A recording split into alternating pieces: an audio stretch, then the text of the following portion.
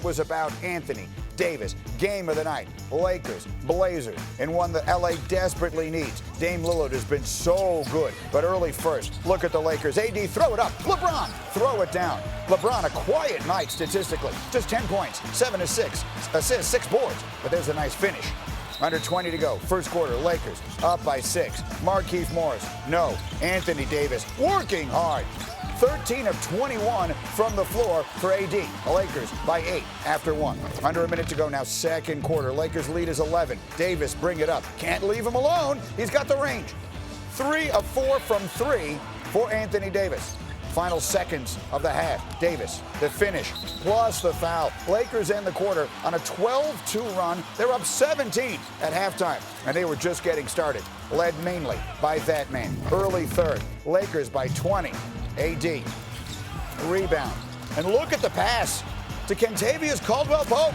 He would score 16, but again, it's AD doing absolutely everything for the Lakers, who would continue to pour it on. Later in the third, Anthony Davis. The Lakers made 14 threes in this game. Remember, they were 5 of 32 in game 1. And then adding injury to insult for the Blazers. Oh, down 30 late in the third quarter. Dame Lillard is out there trying to make a steal. And look, a close look. A dislocated left index finger. X-rays negative, that's positive, but he's obviously not happy. We'll check in on him. But the Lakers behind 31 from AD. A big win in game 2. I've had some great teammates in my career. AD is one of those unicorns, and he does things that some of my other great teammates are not capable of doing. Terry, what was Dame doing on the floor with 2 minutes to go in the third quarter, down by 30?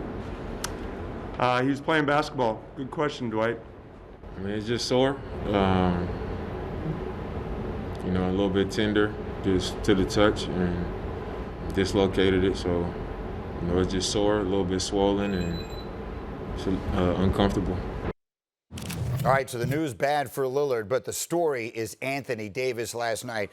And here they are, Kendrick Perkins and Coach Fizdale with us early this morning. And Perk, I'm going to start with you because I'm following you on Twitter last night, and you were tweeting along at the performance of Anthony Davis. That is the formula. You've been saying it. That's the formula for LeBron's team to win the championship, is for AD to be dominant. What did you see from him last night?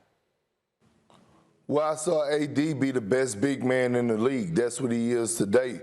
When you look at him, Greeny, he's a generational talent. This guy is one of one, something we've never seen before. And remember, at the beginning of the year, LeBron James handed him the key. I think I may have lost his audio there. So, Coach Fizz, let me come to you as we'll come back to Perk in just a moment. If I had told you yesterday, David Fizdale, LeBron James would score 10 points last night, would you have told me there was any chance the Lakers would win? I would, because, when he does play like that, if he's not very aggressive about scoring, that means the other guys around him are taking care of business. And so I really agree with Perk and what everyone else is saying. For the Lakers to become the champions that they want to be, Anthony Davis has to be their best player from the standpoint of scoring and rebounding. So what did you see from him last night? Obviously, he played great, but more specifically, through a coach's eyes, what did he do right last night? I thought he did a couple of things. I thought he came out with a defensive mindset. If you watch him on those pick and rolls, he was up early, really trying to, take away that pull-up three. Usually when guys come into a game like that, it really gets their offense going. And he did everything else offensively to get the easy baskets. He ran the floor. He got offensive rebounds. He really attacked the rim to get to the line. And that's what opened up all of the rest of his game. He's shooting pull-up threes off the dribble, off the break. But a lot of that was because he felt so good at the rim. And I've got Perk back with me here. And Perk, the Lakers, they looked flat in game 1, and we talked about it. Perhaps at least part of it was the fact they hadn't played a meaningful game in 5 months, and the Trailblazers had been playing playoff equivalent games for the last 3 weeks. The intensity last night was a huge difference. What did you see from the Lakers last night? Well, first of all, they were aggressive on the defensive end. They got physical with the Lakers, but Greeny, they did hold the Lakers to 100 points in game 1, so their defense was there. They just didn't make shots. But when you look at the Lakers last night, they were aggressive. And it started with Anthony Davis and LeBron James attacking the basket. Anthony Davis going in for offensive rebounds and putbacks, and he inserted himself into the game. LeBron James setting the tone on the defensive end by taking charges. And then Caldwell Pope, he made shots last night. You saw Dion Waiters come in and make a pull-up. Different guys contributed. Dwight Howard down low. You had Kyle Kuzma being super aggressive. So everything just started falling in place. But, I mean, they played the same exact defense that they did in game one with just a little bit more physicality. And so, Kendrick, we've talked a little bit about how the Lakers have looked sluggish. Again, they had essentially nothing to play for in these seeding games. They were seeded where they were going to be. So, Big Perk, we are professional overreactors here. We have to come on every single day and give a reaction. Is all well now in Lakerland? Do you believe whatever the sluggishness that they had has now been kicked off and they are ready to make a drive towards an NBA championship run?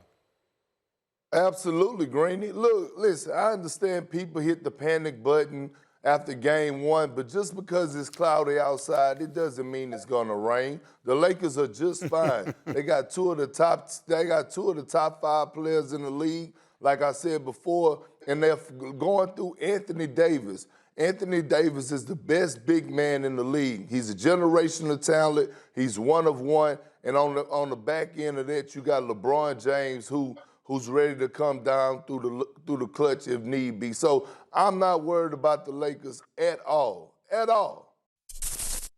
Thank you for watching ESPN on YouTube. For live streaming sports and premium content, subscribe to ESPN+.